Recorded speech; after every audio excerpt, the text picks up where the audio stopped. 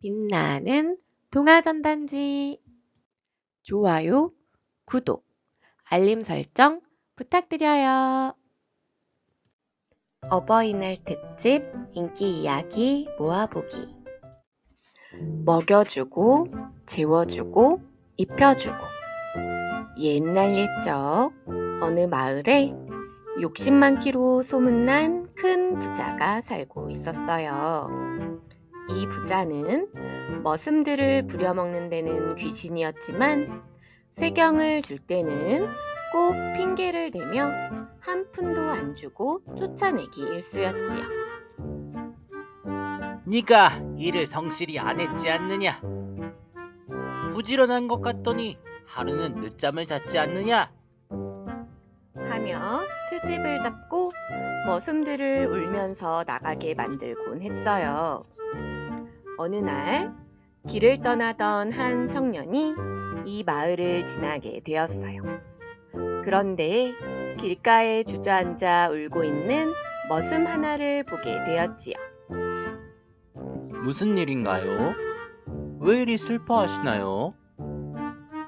허허, 나는 이 마을에 부잣집에서 머슴살이를 했는데 한 해 동안 땀 흘려 일했건만 세경 한 푼 못 받고 쫓겨났지 뭔가.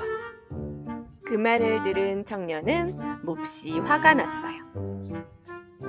세상에, 이런 못된 부자가 다 있단 말인가. 내가 한번 그 부자를 혼쭐을 내줘야겠어요. 청년은 부자의 집으로 찾아가 말했어요. 저 이 집에서 머슴으로 일하고 싶습니다. 부자는 청년을 훑어보며 말했어요. 그래? 그런데 우리 집은 다른 집과 달리 세경을 많이 줄 수 없네. 괜찮겠나? 청년은 껄껄 웃으며 대답했어요. 걱정 마세요. 저는 세경 한 푼도 필요 없습니다. 그저 먹여주고 재워주고 입혀주기만 하시면 시키는 일은 다 하겠습니다. 부자는 속으로 껄껄 웃으며 생각했어요. 이야, 이 녀석은 바보구먼. 공짜로 일하겠다니 땡 잡았지 뭐야. 청년은 혹시 모르니 계약서를 쓰자고 했고 부자는 눈 하나 깜짝 안 하고 도장을 꽝 찍었어요. 다음 날 머슴들이 모두 새벽같이 일하러 나갔는데 청년은 나오지 않았어요. 부자는 머슴방으로 쫓아가 보았지요. 청년은 멀쩡히 누워 있었어요. 이 녀석아, 지금 뭐 하는 게냐? 해가 중천인데도 아직 안 나가? 청년은 침착하게 말했어요. 옷을 입혀주셔야죠. 부자는 어안이 벙벙했어요. 뭐라고? 계약서에 입혀주고라고 되어 있잖아요. 청년은 계약서를 들이밀었고 부자는 이를 갈며 직접 청년의 옷을 입혀주었지요. 기왕이면 헌옷이라도 던져주고 말 생각이었는데 직접 옷을 입히는 일이 이렇게 고된 줄은 몰랐어요. 그날 점심 청년은 밥상 앞에 앉아 멍하니 숟가락만 들고 있었어요. 왜 안 먹느냐? 배 안 고프냐? 먹여주셔야죠. 이 자식이? 청년은 또 계약서를 꺼냈고 부자는 씩씩거리며 청년에게 숟가락으로 밥을 한 술씩 떠먹여 주었어요. 다른 머슴들은 몰래 웃음을 참느라 혼났지요. 밤이 되어 머슴들은 다들 코를 골며 자는데 청년만은 이불을 덮고 눈만 껌뻑껌뻑 뜨고 있었어요. 이제 자야지. 뭘 그렇게 뜨고 있어? 재워주셔야죠. 부자는 청년의 머리를 쓰다듬으며 자장가까지 불러야 했어요. 잘 자라 우리 머슴, 꿈나라로 가자. 다음 날도 그 다음 날도 마찬가지였어요. 입혀줘야 일하고 먹여줘야 밥 먹고 재워줘야 잠을 자는 청년. 부자는 날이 갈수록 지쳐갔어요. 이런 말귀 안 통하는 녀석은 처음이다. 그냥 내쫓고 말지. 하지만 계약서가 있었기에 함부로 쫓아낼 수도 없었어요. 부자는 결국 청년에게 말했어요. 제발 나가주게. 내가 돈을 줄 테니 나가만 주게. 돈은 필요 없습니다. 그럼 50냥, 아니 100냥, 아니 500냥. 죄송하지만 거절하겠습니다. 부자는 땅을 치며 소리쳤어요. 그럼 어떻게 해야 그만둘 텐가? 청년은 조용히 말했어요. 그럼 가진 재산의 반을 저에게 주세요. 부자는 말문이 막혔어요. 하지만 그렇지 않으면 평생 입혀주고 먹여주고 재워줘야 하는 꼴이니 울며 겨자 먹기로 그러기로 했어요. 그렇게 청년은 재산의 절반을 받아 집을 나왔고 받은 돈은 모두 세경을 받지 못한 머슴들에게 골고루 나누어 주었어요. 이건 여러분이 흘린 땀의 값입니다. 이제는 억울하지 않게 살아가세요. 그리고는 길을 떠났지요. 청년은 조용하고 따뜻한 삶을 살게 되었어요. 그리고 그 마을에서는 지금도 이렇게 전해진답니다. 욕심 많은 부자도 꽤 많은 청년 앞에서는 맥을 못 쓴단다. 하지만 그 꾀가 남을 위하는 착한 마음에서 나왔다면 그건 꾀가 아니라 지혜란다.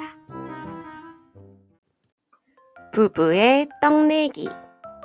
옛날 아주 먼 시골 마을에 욕심 많은 부부가 살고 있었어요. 이 부부는 말이죠. 남의 것도 탐내고 둘이서도 서로 양보를 모르던 사람들이었어요. 특히나 먹는 것 앞에선 눈에 불이 번쩍. 밥상 앞에서는 남편도 아내도 전쟁을 벌이곤 했지요. 이보쇼, 고기 반찬은 내가 더 좋아하잖소. 어디서 수작이야. 내가 더 많이 일했는걸.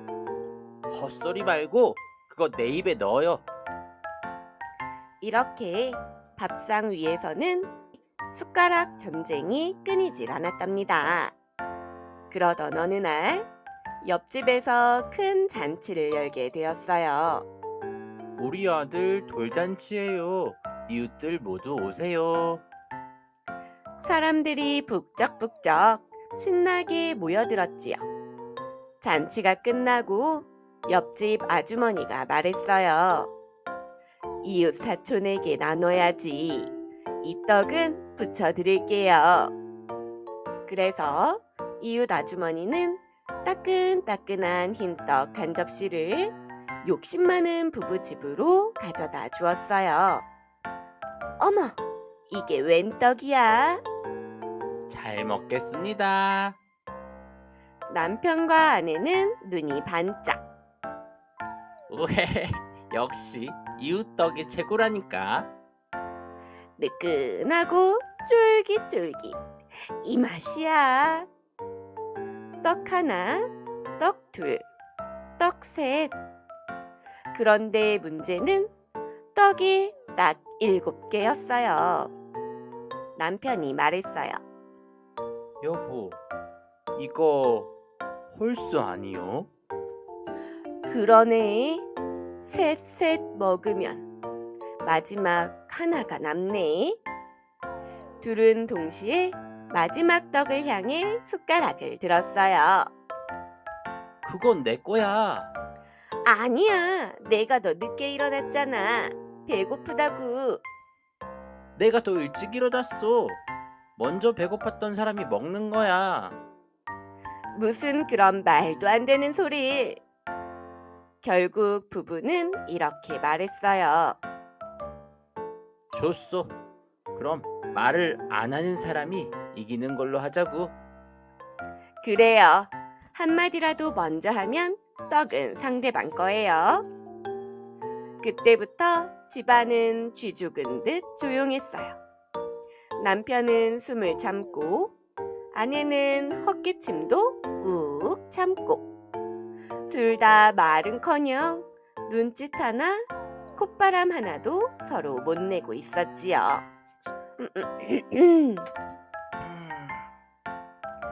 그렇게 몇 시간이 지났을까? 어디선가 문이 조심스럽게 열리는 소리가 들렸어요. 어라? 그 집에 도둑이 들어온 거예요. 도둑은 방 안을 슬쩍 보더니 깜짝 놀랐어요. 사람이 있잖아. 그런데 남편도 아내도 가만히 앉아서 눈만 깜빡깜빡. 어라? 나를 못 본 건가? 도둑은 다시 한 걸음 들어왔어요. 저기요. 아무 말이 없네. 설마 눈뜬 봉사인가? 도둑은 고개를 갸웃하더니 기웃기웃 집안을 돌아다녔어요. 장롱도 열어보고 서랍도 뒤적이고 자루에 금속 냄비, 양은 그릇까지 쓸어 담았지요. 하지만 부부는 여전히 말이 없었어요. 진짜 아무 말도 안 하네. 이 집 완전 꿀이잖아. 도둑은 방방 뛰며 마저 훔칠 걸 훔치고는 문 밖으로 나갔어요. 하하하, 신난다. 오늘 운수 대통이야. 그 순간 아내가 벌떡 일어나 외쳤어요. 여보, 도둑이 집을 털어갔는데도 어떻게 그리 가만히 있을 수가 있어요? 그러자 남편이 피식 웃으며 고개를 돌렸어요. 당신이 먼저 말했소. 이 떡은 내 거요. 그러고는 마지막 남은 떡을 낼름. 남편은 뚝딱떡딱 떡을 입안 가득 넣고 말했어요. 쫄깃하구만. 도둑 맞은 것보다 이 떡 하나가 더 달달하구려. 아내는 너무너무 억울했지만 이미 늦었지요.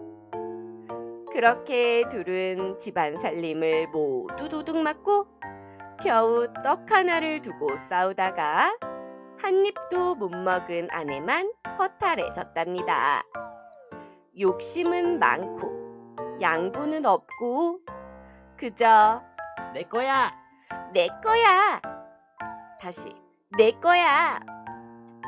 말만 하다 보면 정말 중요한 걸 놓칠 수 있다는 걸 이 부부는 그제야 깨달았다고 해요. 당나귀 알을 산 농부. 옛날 산골 깊은 곳에 착하고 성실한 농부가 살고 있었어요. 이 농부는 해 뜨면 일하고 해 지면 자고 늘 땅을 일구며 살아갔지만 글은 하나도 몰랐어요. 그래서 사람들은 농부를 착한 바보라고 불렀지요. 그런 농부에게는 아내가 있었어요. 둘은 먹을 것도 넉넉지 않았지만 아침마다 서로 얼굴을 보며 웃을 줄 아는 참 따뜻한 부부였답니다. 어느 날 아내가 천 하나를 농부에게 내밀었어요. 여보, 이건 내가 직접 짠 무명이에요. 오늘 장에 가서 팔고 쌀이랑 소금이랑 우리 집에 필요한 걸 좀 사와요. 알겠소, 여보. 오늘은 장날이니 잘 다녀올게요.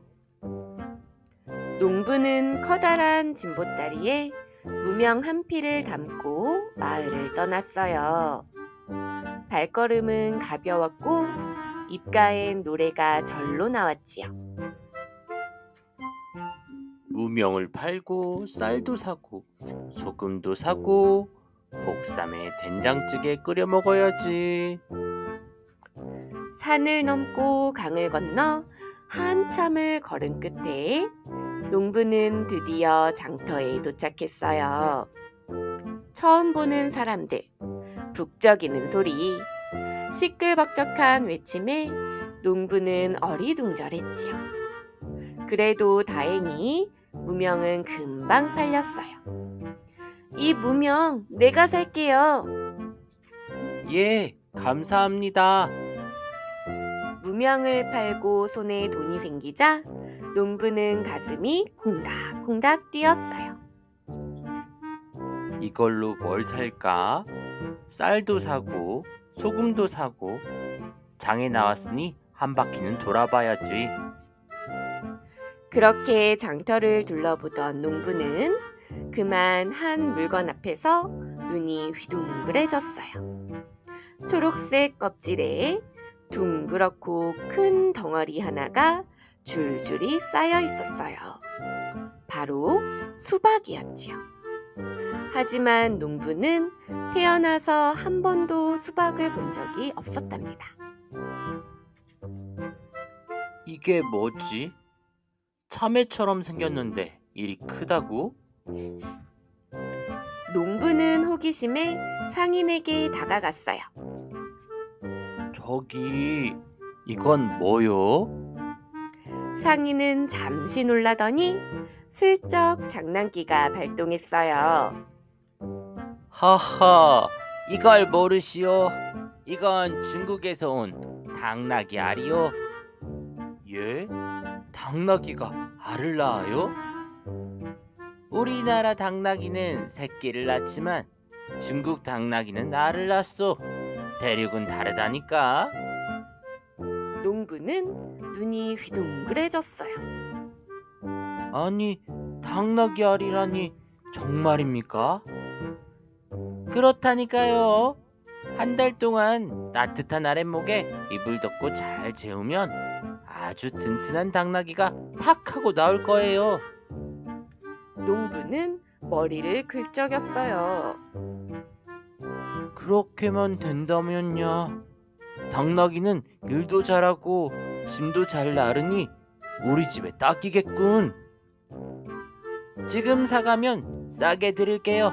그냥 당나귀 한 마리보다 훨씬 싸게. 농부는 고민도 없이 지갑을 꺼내 수박 하나를 샀어요. 그리고 상인에게 묻자 상인은 입을 가리고 웃음을 참으며 말했어요. 주의할 건 단 하나. 절대 열어보지 말고 아랫목에 한 달간 두세요.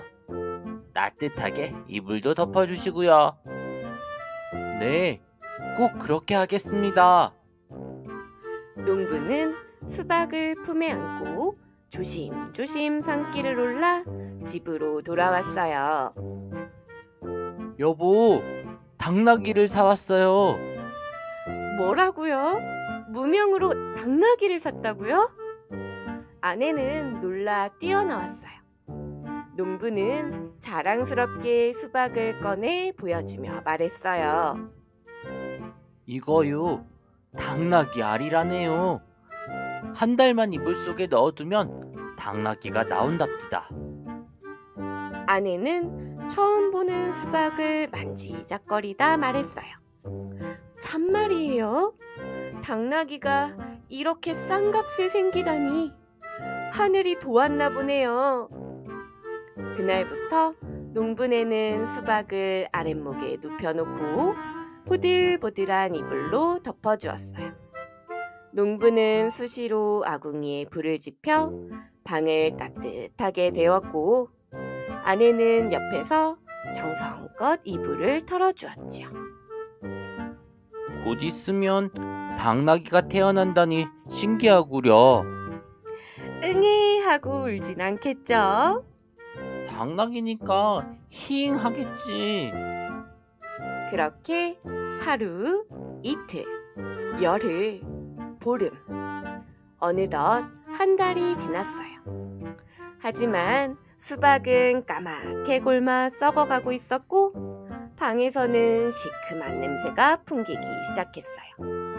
참다 못한 아내가 말했어요.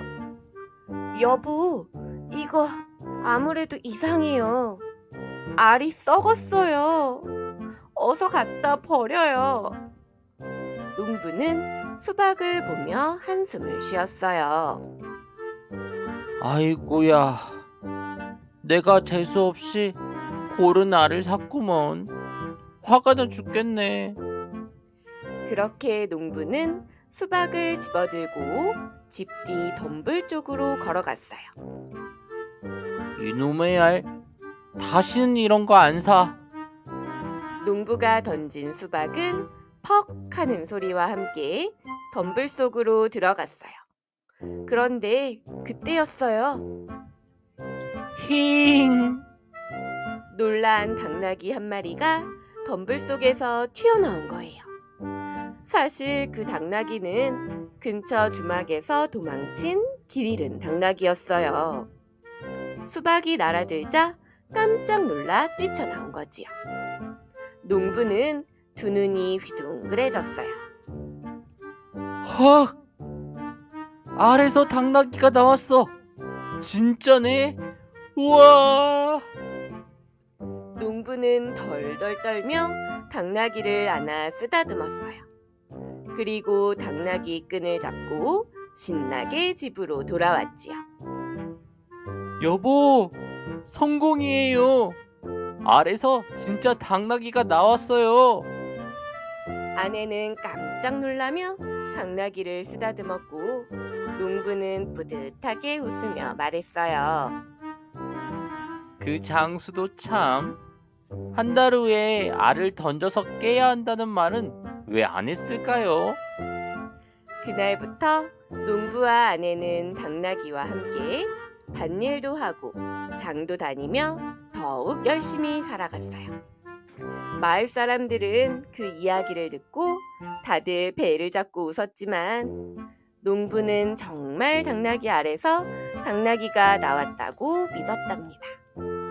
그 뒤로 장터에서는 수박을 당나귀 알이라고 부르는 사람들이 생겼고 농부는 마을의 귀여운 바보로 착하지만 엉뚱한 전설의 주인공으로 오래오래 사람들의 입에 오르내렸답니다. 이 이야기가 전해 내려오는 걸 보면 모르는 걸 부끄러워하지 말고 물어보는 것도 중요하지만 너무 쉽게 믿는 건 한 번쯤 생각해 봐야 한다는 교훈도 담겨 있답니다. 집신 삼는 부자. 옛날 옛적 큰 부잣집에 얼굴에 기름 좔좔 흐르는 부자 영감이 살고 있었어요. 그 부자는 금은보화를 곳간에 쌓아두고도 하루 종일 걱정했어요. 어디에 더 묻어야 이놈의 돈이 안 줄어들까? 하지만 이상하게도 부자는 점점 몸이 약해지고 밥맛도 없고 밤마다 잠도 설치곤 했어요. 어느 날 마을 어귀를 지나가다 집신을 삼는 허름한 노인을 본 부자 영감은 코웃음을 쳤어요. 허허, 저 노인은 집신 몇 걸레 팔아봐야 밥 한 공기 먹을까 말까일 텐데. 그때 집신 노인이 말했어요. 부자 영감, 집신도 복을 부르는 법인 줄 모르시는군요. 부자는 피식 웃으며 대꾸했어요. 복은 금덩이에서 나오는 거지. 집신 같은 건 쓸모없죠. 그날 밤 부자 영감은 이상한 꿈을 꾸었어요. 꿈속에서 도깨비가 나타나 방망이를 휘두르며 말했어요. 에이, 집신도 안 신고 다니는 욕심쟁이는 복을 밟을 자격도 없지. 그러더니 영감의 발을 번쩍 들어 올리더니 두 집신 자리에 돌멩이를 얹어놓고 사라졌어요. 깜짝 놀랍게 보니 진짜 발이 무겁고 아프기 시작했어요. 며칠이 지나도 누르스름한 멍자국은 가시지 않았고 영감은 걷기도 힘들었어요. 이거 정말 도깨비 짓이 아닌가? 아니면 집신 노인 말대로 뭔가 있는 걸까? 결국 부자 영감은 쿨쩍거리며 집신 노인에게 다시 갔어요. 노인장, 혹시 집신을 신으면 복이 다시 돌아올까요? 집신 노인은 껄껄 웃으며 말했어요. 신기만 해선 안 되지요. 직접 삼아야 복이 발밑에 붙어요. 그 말에 부자는 입술을 깨물고 생전 처음으로 짚을 적셔서 꼬아보기 시작했어요. 하지만 아이고, 손 아파. 에이, 또 헝클어졌잖아. 왜 이렇게 안 꼬여? 부자 영감은 10번 꼬고 100번 풀고 손가락에 물집이 잡혀가면서도 드디어 집신 한 켤레를 완성했어요. 그날 밤 다시 꿈속에 도깨비가 나타나 말했어요. 이번 집신은 네 손으로 만든 거니 복이 돌아올지도 모르지. 다음은 네 마음을 짜보거라. 그날 이후 부자 영감은 매일 새벽같이 일어나 집단을 삼고 마당에 돗자리를 펴 짚을 꼬기 시작했어요. 처음엔 손도 서툴고 허리도 아팠지만 영감은 땀을 뻘뻘 흘리며 집신을 만들었어요.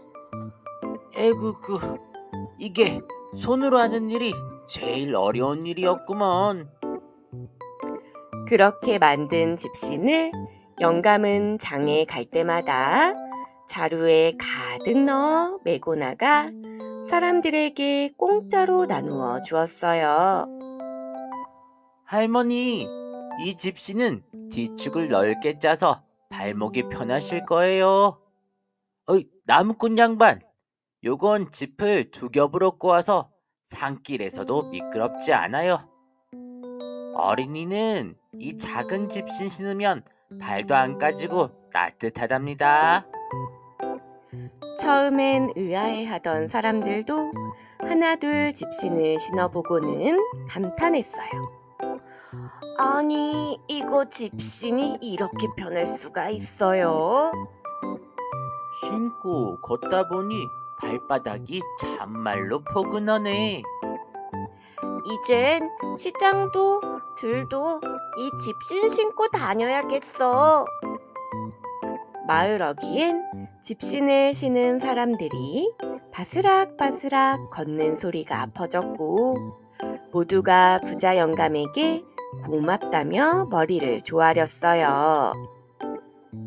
예전엔 얼굴 한번 보기 힘들던 양반이 일이 다정해졌으니 진짜로 복이 돌아온 모양이네. 그리고 놀라운 일이 일어났어요. 부자 영감의 얼굴빛이 다시 건강해지고 밤엔 기침도 줄고 푹 자게 되었어요. 언제나 퉁명스러웠던 말투도 부드러워졌지요. 마을 아이들 이름도 기억하고 지나가는 소녀에겐 오늘 댕기 곱게 묶었구먼 하고 웃으며 말을 붙였어요.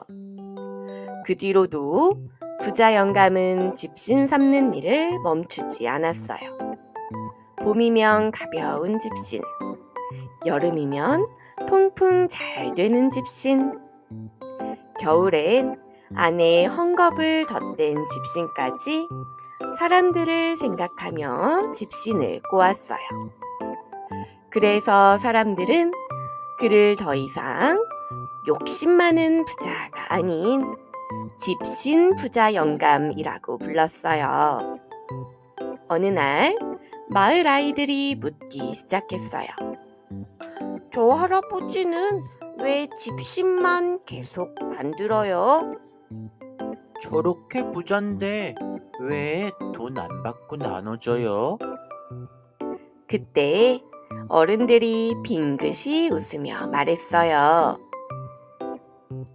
예전에 저 영감은 금은보화가 수북했지만 웃음은 하나도 없었지. 그런데 집신을 나누면서부터 사람들 속에서 웃게 되었단다. 그리고는 꼭 이렇게 덧붙였어요.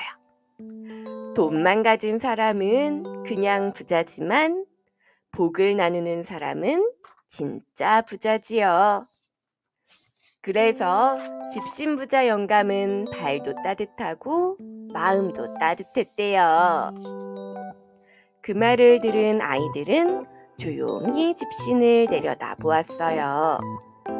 그 집신 안에는 지푸라기보다 빛나는 마음 한 켤레가 담겨 있었지요. 거짓말쟁이 영감과 돌로 만든 갓. 옛날 어느 산골 마을에 거짓말을 밥 먹듯이 하는 영감이 살고 있었어요.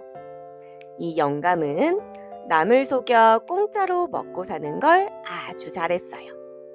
어느 날 엿장수를 붙잡고 말했어요. 이보시오, 엿장수 양반. 내가 마을에서 가장 덕망 높은 어른이니 엿 한 가락만 주시오. 내일 꼭 값을 치르겠소. 엿장수는 마을의 어르신이라기에 엿 한 가락을 내주었어요. 하지만 다음 날이 되어도 영감은 나타나지 않았어요. 대장간에서는 대장장이에게 말했어요. 내가 용을 잡은 장군인데 이 칼을 갈아주시오. 내 칼이 무뎌서 용을 못 잡겠소. 대장장이는 반신반의했지만 혹시나 하는 마음에 칼을 갈아주었어요. 하지만 마을 사람들은 다 알았어요. 영감이 용은커녕 생쥐 한 마리도 못 잡을 거라는 걸요. 이런 식으로 영감은 거짓말을 해서 공짜로 얻어먹고 얻어쓰고 심지어 남의 집에서 잠까지 자곤 했어요. 마을 사람들은 영감이 한심하다며 혀를 찼지만 그냥 넘어가 주었어요. 그러던 어느 날 영감은 아주 엉뚱한 거짓말을 생각해냈어요.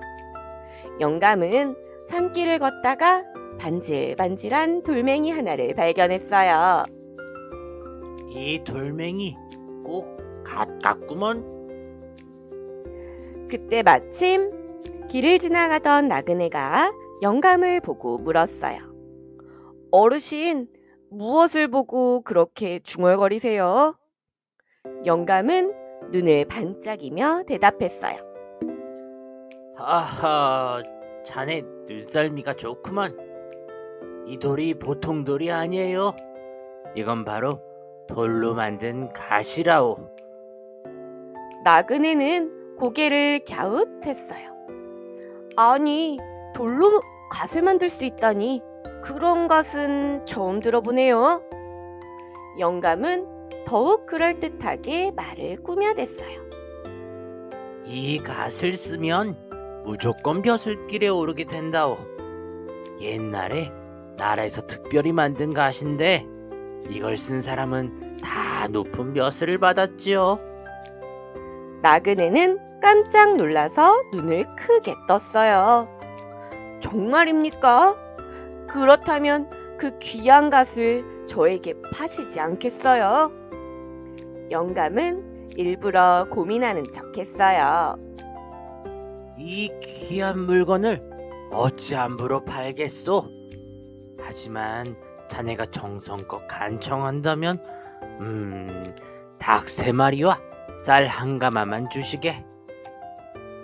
나그네는 고민하다가 결국 닭 3마리와 쌀 1가마를 내주었어요. 그리고 돌갓을 머리에 쓰고는 신나게 길을 떠났어요. 며칠 후 나그네는 돌갓을 쓰고 서울로 올라갔어요. 이 갓을 쓰면 벼슬길에 오른다 했으니 당장 임금님께 가야겠군. 그러나 궁궐 앞에서 문지기가 그를 막았어요. 무슨 일이오? 나그네는 당당하게 외쳤어요. 저는 돌갓을 쓴 사람이에요. 이 갓을 쓰면 벼슬길에 오를 수 있다 들었어요. 문지기는 나그네의 머리를 보고 껄껄 웃었어요. 허허, 이 사람 참. 그런 말은 처음 듣는데? 자네 혹시 어떤 사람한테 속은 거 아닌가? 그제야 나그네는 영감의 속임수를 깨달았어요. 이런, 닭 3마리와 쌀 1가마를 날렸구나. 화가 난 나그네는 다시 산골 마을로 내려갔어요. 나그네는 마을로 돌아와 마을 사람들에게 이 이야기를 들려주었어요. 그러자 마을 사람들이 하나 둘씩 모여들었어요. 나도 당한 적 있어. 우리 집에서 밥만 얻어먹고 갔잖아. 내 칼도 그냥 갈아달라고 하더니. 화가 난 마을 사람들은 영감을 찾아갔어요. 영감은 한가롭게 막걸리를 마시고 있었는데 마을 사람들이 우르르 몰려오는 걸 보고 깜짝 놀랐어요. 이놈의 영감, 거짓말로 사람들을 속이고 다녔겠다. 이젠 그냥 안 넘어갈 거야. 마을 사람들은 영감을 붙잡고 벌을 주기로 했어요. 어떻게 했냐고요? 영감 머리에 직접 돌갓을 씌운 거예요. 자, 이제 영감도 이 갓을 쓰고 벼슬길에 올라보시게. 아니, 이건 그냥 돌멩이란 말이오. 영감은 울며 불며 변명했지만 마을 사람들은 까르르 웃으며 말했어요. 이제부터 이 갓을 쓰고 마을을 돌면서 우리가 시키는 일을 하시게. 그렇게 영감은 돌갓을 쓰고 마을의 허드렛 일을 도맡아 해야 했어요. 빨래터에서 물을 나르고 밭일을 돕고 엿장수의 엿판을 나르는 일까지 했지요. 영감님, 오늘도 돌갓 벗으면 안 돼요. 이 갓이 벼슬길로 가는 길이라며. 영감은 속은 나그네처럼 억울한 표정이 되었어요. 그리고 그제야 깨달았어요. 거짓말을 하면 결국 자신이 벌을 받게 된다는 것을요. 그렇게 거짓말쟁이 영감과 돌로 만든 갓 이야기는 마을 사람들에게 오래도록 전해졌어요. 원님으로 환생한 머슴. 옛날 어느 마을에 길쌈이라는 머슴이 있었어요. 길쌈이는 키가 크고 힘이 셌지만 마음씨는 누구보다도 곱고 착했어요. 하지만 그의 주인 최부자는 성질이 고약하고 인색하기 이를 데 없었어요. 길쌈아, 새벽 닭이 울기 전에 일어나 물기로 오너라. 논밭도 다 둘러보고 쉴 틈 없이 일하라고. 길쌈이는 남보다 2배로 일했지만 먹는 것은 보리밥 한 덩이와 된장국 한 그릇뿐이었어요. 그러나 그는 원망 한마디 없이 묵묵히 일을 했어요. 어느 날 마을 한쪽 구석에서 남루한 옷차림의 길쌈이가 땀을 뻘뻘 흘리며 일하고 있었어요. 그는 논밭에서 김을 메고 무거운 지게를 짊어져 나르면서 하루를 보냈어요. 손바닥에는 굳은 살이 가득했고 지게끈에 어깨가 짓눌려 빨갛게 부어올랐지만 그는 불평 한마디 하지 않았어요. 그날도 마찬가지였어요. 일을 마친 길쌈이는 마을 우물가에서 손을 씻다가 우연히 허름한 도사 한 사람이 헐레벌떡 다가오는 것을 보았어요. 얼굴엔 먼지가 잔뜩 묻어 있었고 입술은 바싹 말라 있었어요. 길쌈이는 고민할 것도 없이 바가지에 시원한 물을 떠 건넸어요. 도사는 벌컥벌컥 물을 들이켜더니 길쌈이를 유심히 바라보며 빙그레 웃었어요. 이 사람아, 네 얼굴에 큰 복이 깃들어 있구먼. 길쌈이는 깜짝 놀라며 도사를 바라보았어요. 그러자 도사는 의미심장한 눈빛으로 말했어요. 오늘 밤 꿈속에서 신령님이 너를 시험하실 테니 무슨 일이 있어도 솔직하게 답해야 하느니라. 길쌈이는 어리둥절했지만 도사의 말을 가슴속 깊이 새겼어요. 그날 밤 길쌈이는 이상한 꿈을 꾸었어요. 달빛이 어른거리는 안개 속에서 흰 수염이 길게 늘어진 신령님이 그의 앞에 나타났어요.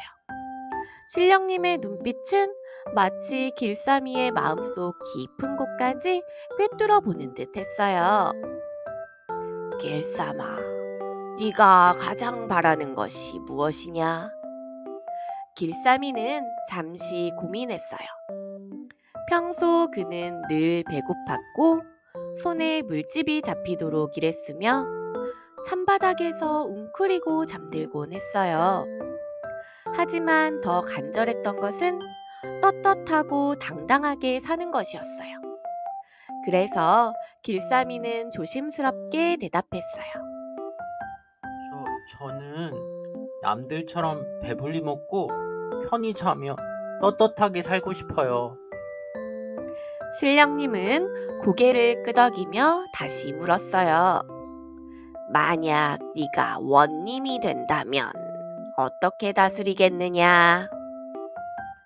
길쌈이는 한동안 생각하다가 눈을 반짝이며 망설임 없이 대답했어요.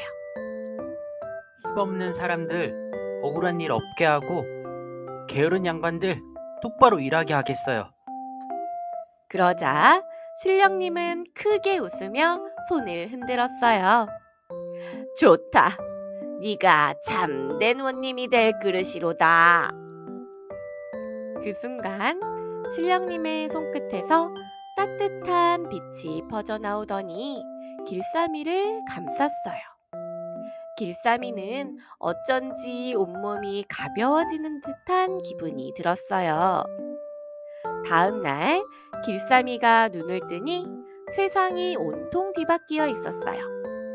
허름한 초가집이 아니라 화려한 원님 행차의 가마 아니었어요.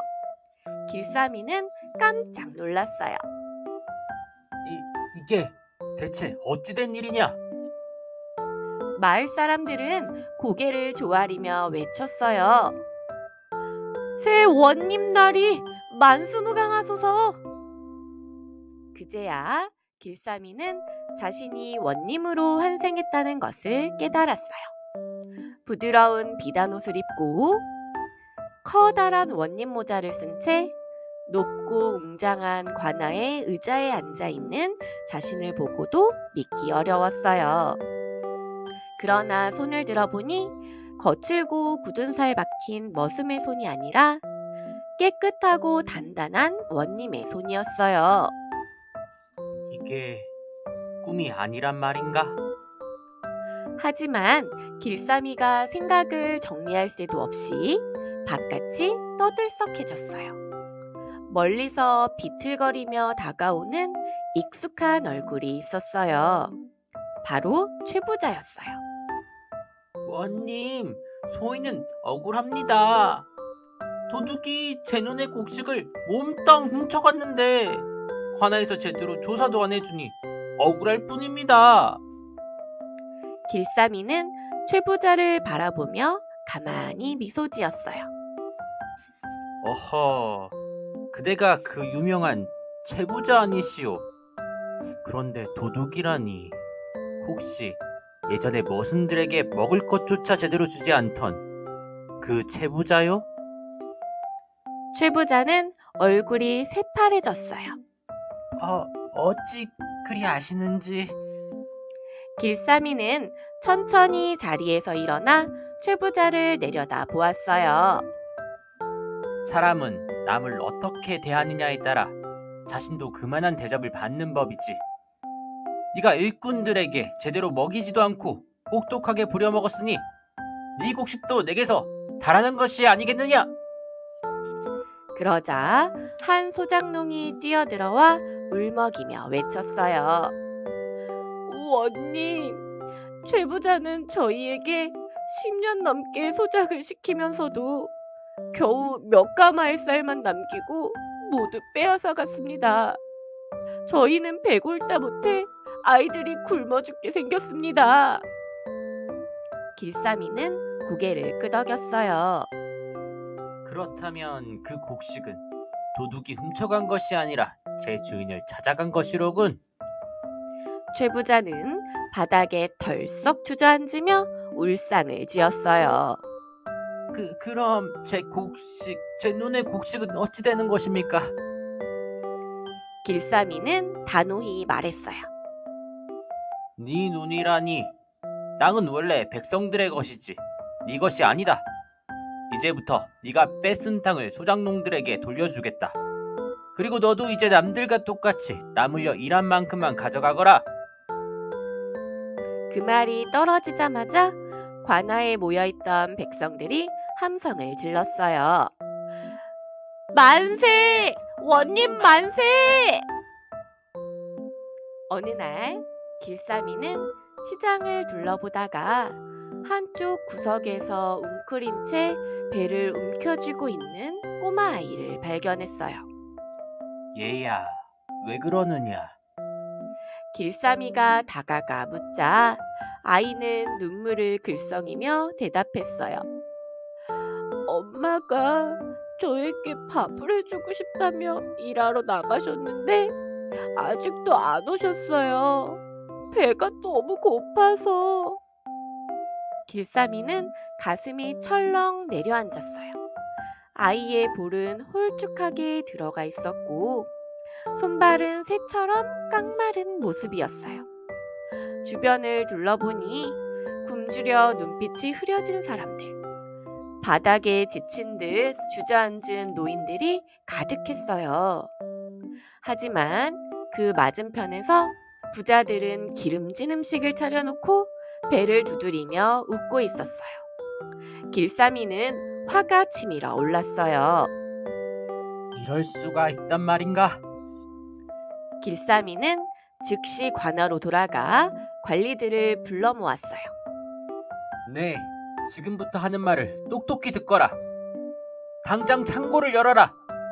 부자들에게 걷어들인 세금과 창고에 쌓인 곡식을 모아 밥창고를 만들 것이니라.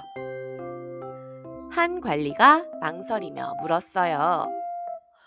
허나 원님, 창고의 곡식은 나라에서 백성들에게 나눠주라고 정한 것이 아닙니다.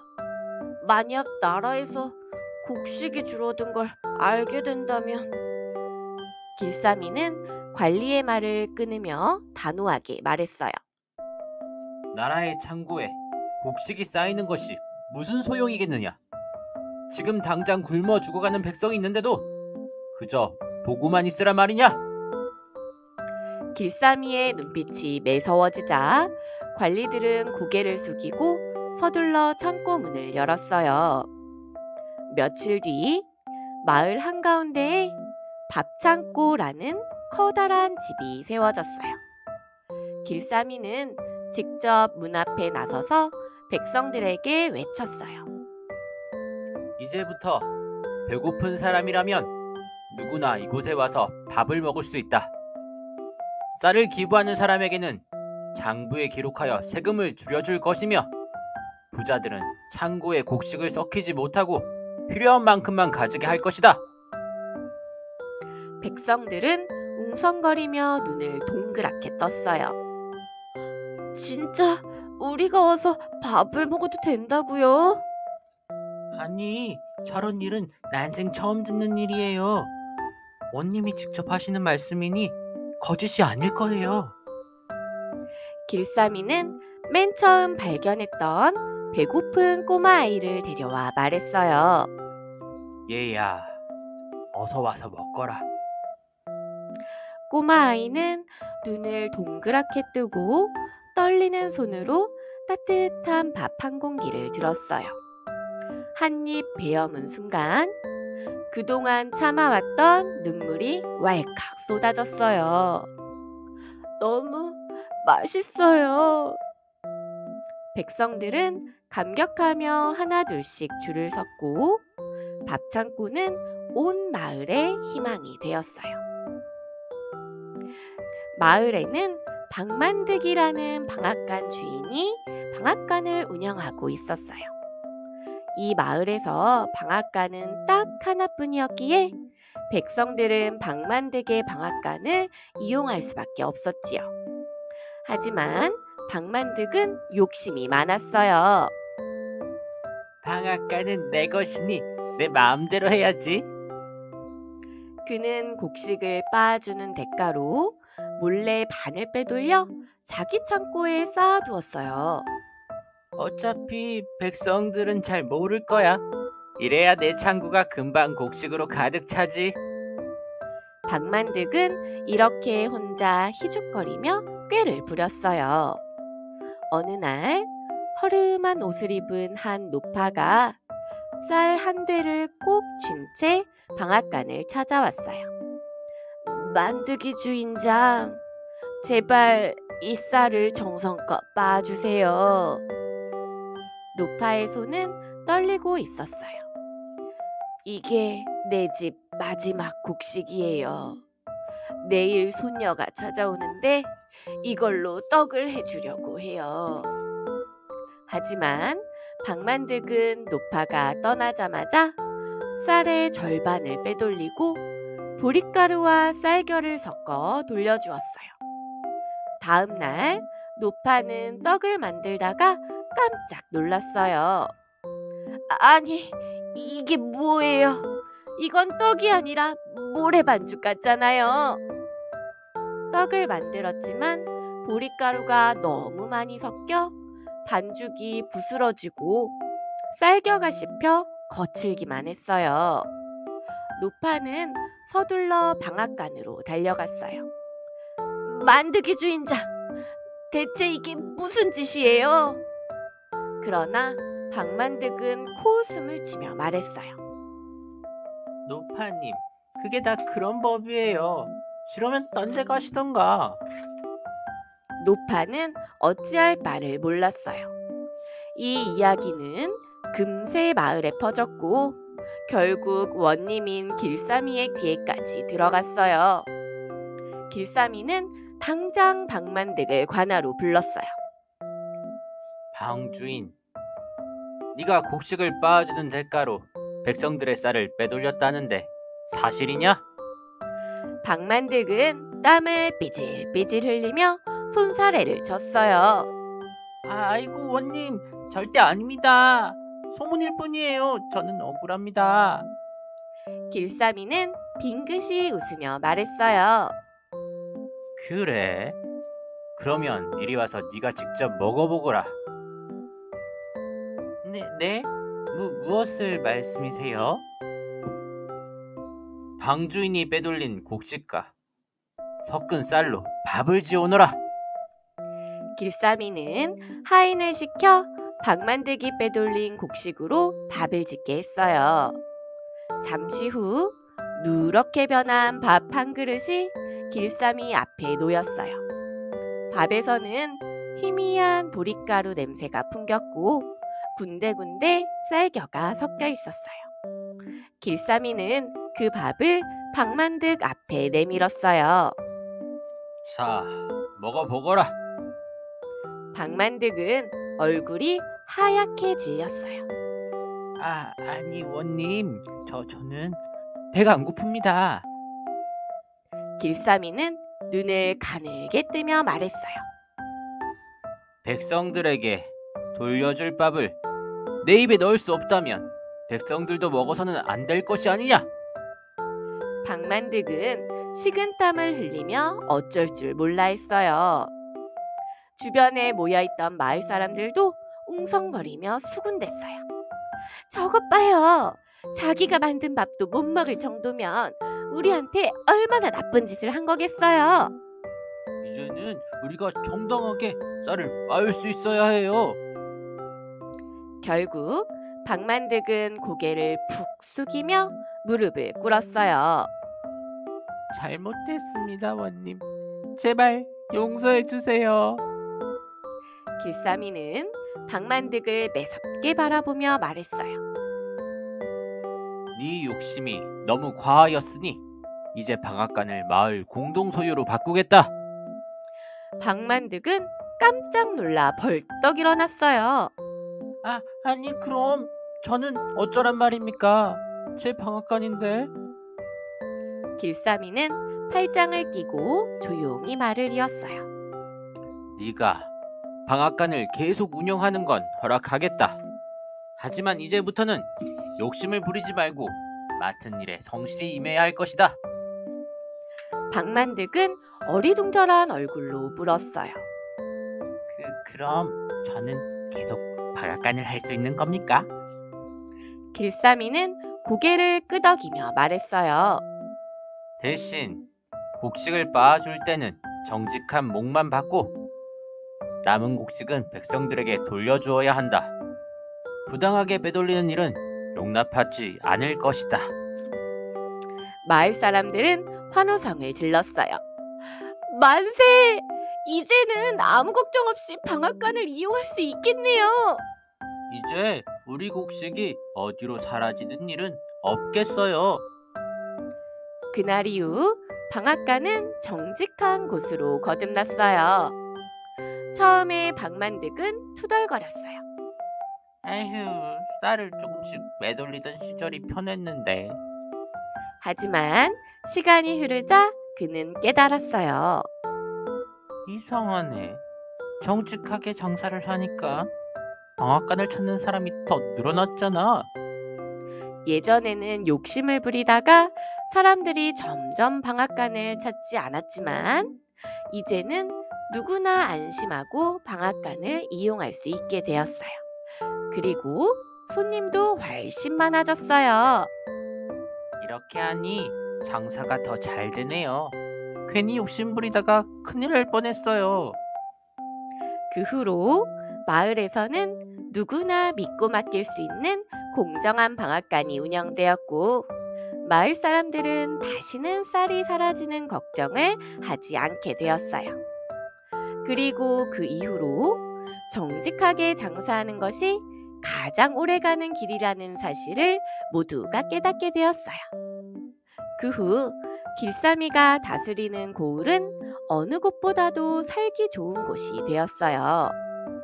힘없는 자도 억울함을 호소할 수 있고 열심히 일한 자는 정당한 대가를 받는 세상이었어요.